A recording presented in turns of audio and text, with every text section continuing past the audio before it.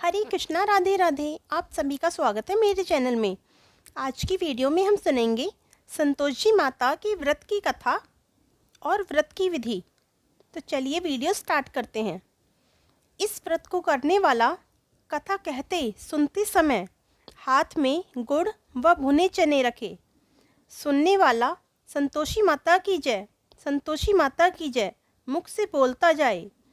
कथा समाप्त होने पर हाथ का गुड़ चना गौ माता को खिलाएं। कलश में रखा हुआ गुड़ चना सबको प्रसाद के रूप में बांट दें। कथा से पहले कलश को जल से भरें, उसके ऊपर गुड़ चने से भरा कटोरा रखें। कथा समाप्त होने और आरती होने के बाद कलश के जल को घर में सब जगह छिड़कें और बचा हुआ जल तुलसी की क्यारी में डाल दें। व्रत के उद्यापन में 2.5 सेर खाजा, मोमनदार पूड़ी, खीर, चने का शाक नैवेद्य रखें। घी का दीपक जला संतोषी माता की जय जयकार बोल नारियल फोड़ें। इस दिन घर में कोई खटाई ना खाए और ना आप खाएं और ना ही किसी को खाने को दें। इस दिन 8 लड़कों को भोजन कराएं। देवर जेठ घर कुटुंब के लड़के मिलें तो बाहर से किसी को ना बुलाएं और ना मिलें तो ब्राह्मणों, रिश्तेदारों या पड़ोसियों के लड़के बुलाएं।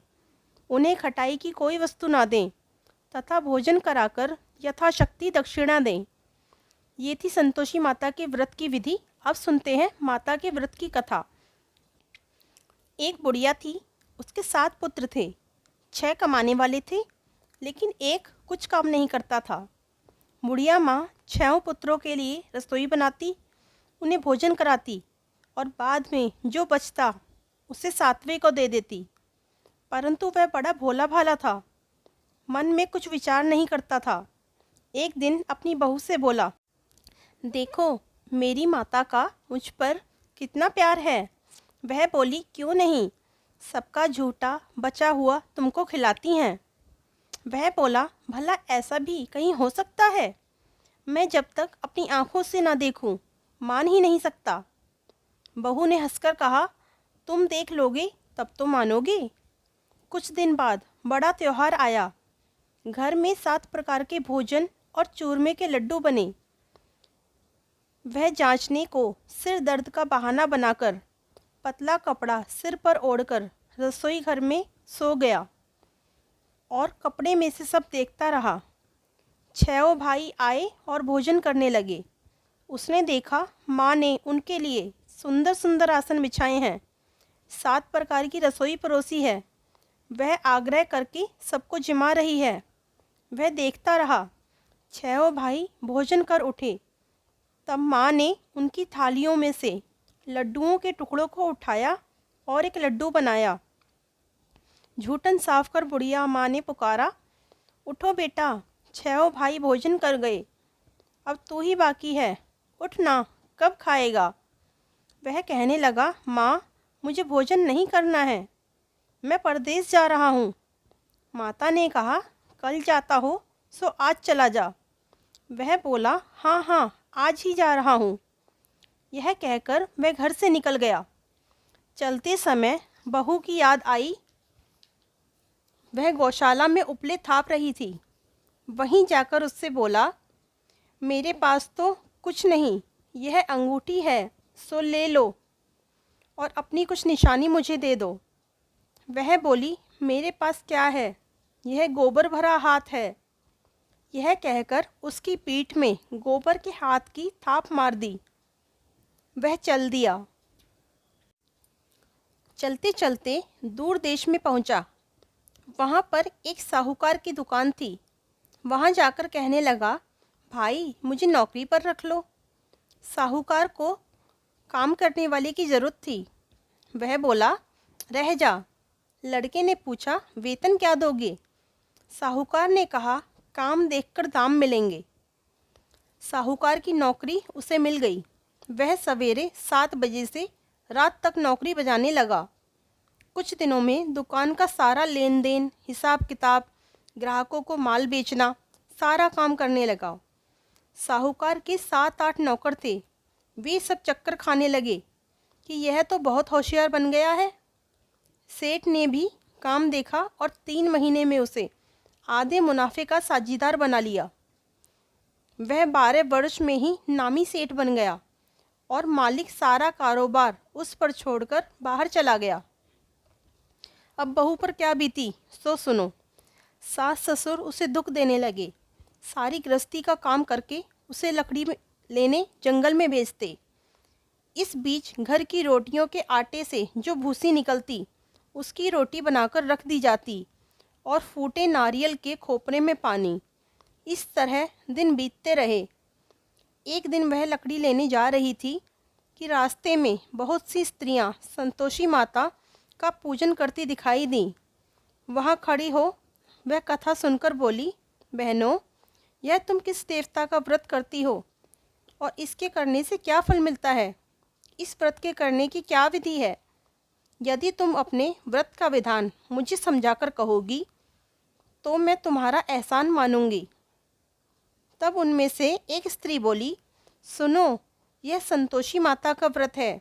इसके करने से निर्धनता, दरिद्रता का नाश होता है, लक्ष्मी आती है, मन की चिंताएं दूर होती हैं, घर में सुख होने से मन को प्रसन्नता और शांति मिलती है, निपुत्र को पुत्र मिलता है, पति बाहर गया हो तो वह जल्दी आता है, कुंवारी कन्या को मनपसंद वर मिलता है, मुकदमा चल रहा हो तो वह समाप्त हो जाता है। वह पूछने लगी, यह व्रत कैसे किया जाता है? यह भी बता दो तो तुम्हारी बड़ी कृपा होगी। स्त्रियां कहने लगी, 5.25 रुपये का गुड़ चना लेना या 11.25 रुपये का, जैसी सहूलियत हो अनुसार, अपने अनुसार, बिना परेशानी, श्रद्धा और प्रेम से जितना बन सके उतना लेना। हर शुक्रवार को निराहार रह कथा कहना और सुनना। इसके बीच क्रम टूटे नहीं, लगातार नियम करना। सुनने वाला कोई ना मिले तो घी का दीपक जला उसके आगे जल के पात्र को रख कथा कहना। जब तक कार्य सिद्ध ना हो नियम पालन करना और कार्य सिद्ध हो जाने पर ही उद्यापन करना। 3 मास में माता फल पूरा करती हैं। यदि किसी के खोटे ग्रह हों तो माता 1 वर्ष में अवश्य कार्य को सिद्ध करती हैं। उसके पश्चात उद्यापन की विधि बताई। शुक्रवार के दिन घर में कोई खटाई न खाए। यह सुनकर बुढ़िया के लड़के की बहू चल दी। रास्ते में लकड़ी के बोझ को बेच दिया और उन पैसों से गुड़ चना ले माता के व्रत की तैयारी करने आगे चली और सामने मंदिर देख पूछने लगी, यह मंदिर किसका है? सब कहने लगे, यह संतोषी माता का मंदिर है। यह सुन माता के मंदिर में जा माता के चरणों में लौटने लगी। दीन होकर विनती करने लगी, माँ, मैं निपट मूर्ख हूँ, व्रत के नियम नहीं जानती, मैं बहुत दुखी हूँ। हे माता जगजननी, मेरे दुख दूर कर, मैं तेरी शरण में हूँ। माता को दया आई। एक शुक्रवार बीता कि दूसरे शुक्रवार को ही उसके पति का पत्र आया और तीसरे को उसका भेजा हुआ पैसा भी आ पहुँचा। यह देख जेठानी मुंह सिकोड़ने लगी, इतने दिनों में पैसा आया, इसमें क्या बड़ाई है?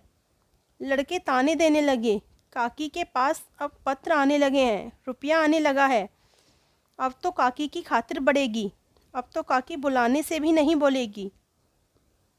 बेचारी सरलता से कहती, भैया, पत्र आए, रुपया आए तो हम सबके लिए अच्छा है। ऐसा कहकर आंखों में आंसू भरकर संतोषी माता के मंदिर में आ मातेश्वरी के चरणों में गिरकर रोने लगी। हे माँ, मैंने तुमसे पैसा नहीं मांगा, मुझे तो अपने सुहाग से काम है, मैं तो अपने स्वामी के दर्शन मांगती हूँ। तब माता ने प्रसन्न होकर कहा, जा बेटी, तेरा स्वामी आएगा। यह सुन वह खुशी से बावली हो घर में जा काम करने लगी। अब संतोषी माँ विचार करने लगी, इस भोली पुत्री से मैंने कह तो दिया है कि तेरा पति आएगा, पर आएगा कहाँ से? वह तो सपने में भी इसे याद नहीं करता, उसे याद दिलाने मुझे खुद ही जाना पड़ेगा। इस तरह माता बुढ़िया के बेटे के पास जा स्वप्न में प्रकट हो कहने लगी, साहूकार के बेटे, सोता है या जागता है? वह बोला, माता, सोता भी नहीं हूँ और जागता भी नहीं हूँ, कहो क्या आज्ञा है? माँ कहने लगी, तेरा घर बार कुछ है या नहीं? वह बोला, मेरा सब कुछ है माँ, माँ बाप, भाई बहन, बहू, क्या कमी है? माँ बोली, भोले पुत्र, तेरी स्त्री घोर कष्ट उठा रही है, वह तेरे लिए तरस रही है, तू उसकी सुधि ले। वह बोला, हाँ माता, यह तो मुझे भी मालूम है, परंतु मैं जाऊँ कैसे? परदेश की बात है, लेन देन का कोई हिसाब नहीं, कोई जाने का रास्ता नज़र नहीं आता, कैसे चला जाऊँ? माँ कहने लगी, मेरी बात मान, सवेरे नहा धोकर संतोषी माता का नाम ले, घी का दीपक जला, दंडवत कर दुकान पर जा बैठना। देखते देखते लेन देन सब चुक जाएगा, जमा माल बिक जाएगा, सांझ होते होते धन का ढेर लग जाएगा। जब वह सवेरे उठा तो उसने लोगों से अपने सपने की बात कही, तो वे सब उसकी बात सुनकर उसकी खिल्ली उड़ाने लगे। कभी सपने भी सच होते हैं। एक बूढ़ा बोला, देख भाई, मेरी बात मान, यह सच झूठ की बात छोड़ और देवी ने जैसा कहा है वैसा ही करके देख, उसमें तेरा क्या जाता है? वह बूढ़े की बात मान, स्नान कर, संतोषी माता को दंडवत प्रणाम कर, घी का दीपक जला, दुकान पर जा बैठा। थोड़ी देर में क्या देखता है कि देने वाले रुपया देने लगे और लेने वाले हिसाब लेने लगे। कोठे से भरे सामान के खरीदार नकद दाम में सौदा करने लगे। शाम तक धन का ढेर लग गया। माता का चमत्कार देख प्रसन्न हो, मन में माता का नाम ले, घर ले जाने के लिए गहना कपड़ा खरीदने लगा और वहाँ के काम से निपट वह घर को रवाना हुआ। वहाँ बहू बेचारी जंगल में लकड़ी लेने जाती और लौटते वक्त माँ के मंदिर पर विश्राम करती। वह तो उसका रोज रुकने का स्थान बन गया था। दूर से धूल उड़ती दिखाई देख वह माता से पूछती है, हे माता, यह धूल कैसे उड़ रही है? माँ कहती हैं, हे पुत्री, तेरा पति आ रहा है। अब तू ऐसा कर, लकड़ियों के 3 बोझ बना ले, एक नदी के किनारे रख, दूसरा मेरे मंदिर पर और तीसरा अपने सिर पर रख।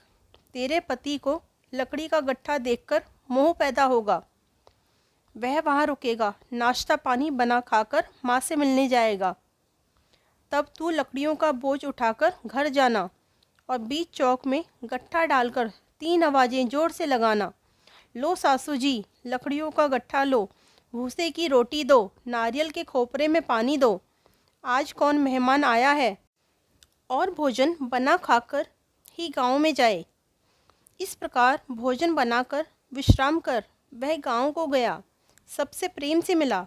उसी समय बहू सिर पर लकड़ी का गट्ठा लिए आती है।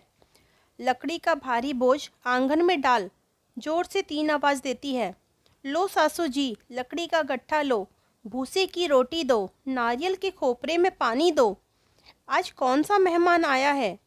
यह सुनकर सास बाहर आई और अपने दिए हुए कष्टों को भुलाते हुए कहती है, बहू ऐसा क्यों कहती है? तेरा पति आया है, तेरा मालिक आया है, आ बैठ, मीठा भात खा, भोजन कर, कपड़े गहने पहन। इतने में आवाज़ सुन उसका पति बाहर आता है और अंगूठी देख व्याकुल हो अपनी माँ से पूछता है, माँ यह कौन है? माँ कहती है, बेटा यह तेरी बहू है, आज 12 वर्ष हो गए जब से तू गया है, तब से सारे गांव में जानवरों की तरह भटकती फिरती है, घर का कामकाज कुछ नहीं करती, 4 समय आकर खा जाती है। अब तुझे देखकर भूसे की रोटी और नारियल के खोपरे में पानी मांग रही है। वह लज्जित हो बोला, ठीक है माँ, मैंने इसे देखा है और तुम्हें भी देखा है, अब मुझे दूसरे घर की चाबी दो तो मैं उसी में रहूं। तब माँ बोली, ठीक है बेटा, तेरी जैसी मर्जी वैसा कर, कहकर चाबी का गुच्छा लाकर पटक दिया। उसने चाबी ली और दूसरे कमरे में जो तीसरी मंजिल के ऊपर था खोलकर उसमें सारा सामान रख दिया। एक दिन में ही वहाँ राजा के महल जैसा ठाट बाट बन गया। अब क्या था, वे दोनों सुखपूर्वक रहने लगे। इतने में अगला शुक्रवार आया। बहू ने अपने पति से कहा कि मुझे माता का उद्यापन करना है। पति बोला, बहुत अच्छा है, खुशी से करो। तब वह तुरंत ही उद्यापन की तैयारी करने लगी। जेठ के लड़कों को भोजन के लिए कहने गई तो उसने मंजूर किया, परंतु बाद में जिठानी ने अपने बच्चों को से कहा, देखो भोजन के समय सब लोग खटाई मांगना, जिससे उसका उद्यापन पूरा ना हो। जब लड़के जीमने आए तो उन्होंने पेट भर के खीर खाई, परंतु बाद में उन्हें याद आया कि हमें तो कुछ खटाई खानी थी। तो उन्होंने कहा, काकी हमें खीर नहीं भाती, हमें इसे देखकर अरुचि होती है। बहू कहने लगी, खटाई किसी को नहीं दी जाएगी, यह तो संतोषी माता का प्रसाद है। लड़के तुरंत उठ खड़े हुए, बोले, पैसा लाओ। बहू बहुत भोली थी, वह उनकी बातों को नहीं जानती थी, उसने उन्हें पैसे दे दिए। लड़के उसी समय जाकर पैसों से इमली लाकर खाने लगे। यह देखकर बहू पर माता का कोप प्रकट हुआ। राजा के दूत उसके पति को पकड़कर ले गए। जेठ जेठानी मनमाने खोटे वचन कहने लगे। लूट लूट कर धन इकट्ठा कर लाया था, सो राजा के दूत पकड़कर ले गए। अब सब मालूम पड़ जाएगा जब जेल की हवा खाएगा। यह कहना संतोषी माता की बात सुन बहू ने कहा, ठीक है माता, मैं ऐसा ही कहूँगी, और प्रसन्न होकर लकड़ियों के 3 गट्ठे ले आई। एक नदी के तट पर एक माता के मंदिर के सामने रखा। इतने में ही एक मुसाफिर आ पहुंचा। सूखी लकड़ी देख उसकी इच्छा प्रकट हुई कि अब यहीं विश्राम करे। बहू से यह वचन सहन नहीं हुए। वह रोती रोती माता के मंदिर में गई और कहा, हे माँ, तुमने यह क्या किया? हंसाकर अब क्यों रुलाने लगी? माता बोली, तूने उद्यापन करके मेरा व्रत भंग किया है, इतनी जल्दी सब बातें भुला दी। वह कहने लगी, माता, भूली तो मैं कुछ नहीं हूँ, ना ही कुछ अपराध किया है। मुझे तो लड़कों ने भूल में डाल दिया, मैंने भूल से उन्हें पैसे दिए, मुझे क्षमा कर दो माँ। माँ बोली, ऐसी भी कहीं भूल होती है? वह बोली, माँ मुझे माफ़ कर दो, मैं फिर तुम्हारा उद्यापन करूँगी। माँ बोली, इस बार कोई भूल मत करना। वह बोली, ना माँ, अब कोई भूल ना होगी। माँ अब बतलाओ कि वह कैसे आएंगे? माँ बोली, जा पुत्री, तेरा पति तुझे रास्ते में ही आता मिलेगा। वह घर की ओर चल पड़ी। रास्ते में उसका पति आता मिला। उसने पूछा, तुम कहाँ गए थे? तब वह कहने लगा, इतना धन कमाया है, उसका कर राजा ने मांगा था, वह भरने गया था।